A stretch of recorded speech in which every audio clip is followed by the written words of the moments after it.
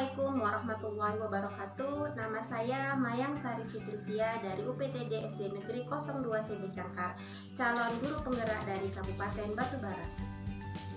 Di sini saya akan memberikan tanggapan reflektif kritis tentang pemikiran Kiai Hajar Dewantara. Yang pertama, intisari pemikiran Kiai Hajar Dewantara tentang pendidikan. Pendidikan merupakan kunci pembangunan sebuah bangsa.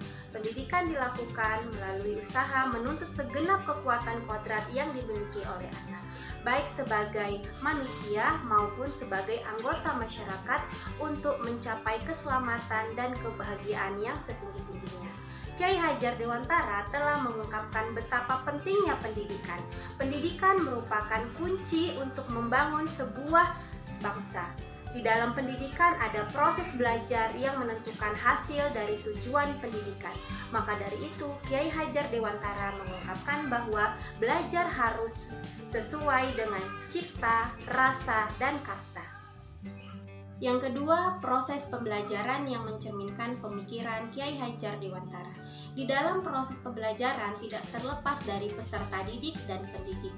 Kiai Hajar Dewantara mengungkapkan bahwa peserta didik adalah orientasi dari pendidikan. Mendidik dalam arti yang sesungguhnya adalah proses memanusiakan manusia. Mendidik harus lebih memerdekakan manusia dari aspek hidup, lahir, dan batin. Semboyan teologi pendidikan memiliki arti yang melibatkan seluruh pelaku pendidikan atau guru dan peserta didik adalah Tutwuri Handayani. Dari belakang seorang guru harus bisa memberikan dorongan dan arahan. Ing Madya Mangunkarso, pada saat di antara peserta didik, guru harus mampu menciptakan prakarsa dan ide.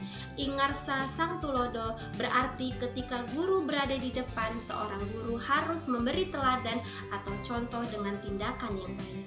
Dan menurut Kiai Hajar Dewantara harus dilandasi dengan kemampuan pribadi sesuai dengan kodrat, tidak bertentangan dengan budaya, toleransi, dan menjaga hak-hak orang lain. Sedangkan metode belajar yang diusung oleh Kiai Hajar Dewantara adalah metode Among. Among memiliki makna menjaga kelangsungan hidup batin peserta didik dengan mendampingi dan mengarahkannya. Bukan hanya membiarkan perkembangan batin peserta didik, namun juga menjaga agar keadaan batin peserta didik dalam keadaan baik.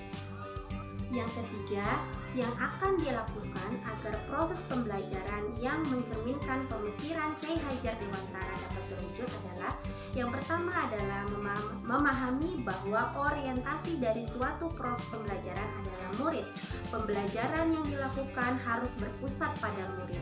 Dan yang kedua adalah upaya-upaya nyata dari seorang guru untuk melakukan perubahan sistem pembelajaran yang dapat menajamkan pikiran, menghaluskan rasa, memperkuat kemauan, dan menyehatkan jasmani. Sehingga murid merasa nyaman, senang, dan merdeka ketika proses pembelajaran berlangsung. Dari konsep pemikiran Kiai Hajar Dewantara tersebut, sejujurnya sampai saat ini saya masih terus belajar untuk bisa memberikan kontribusi nyata kepada anak didik saya, menciptakan pembelajaran yang berpusat pada murid dan memberikan hak merdeka belajar bagi murid saya. Demikianlah tanggapan reflektif kritis tentang pemikiran Kiai Hajar Dewantara. Jayalah Indonesiaku, salam sehat, guru penggerak.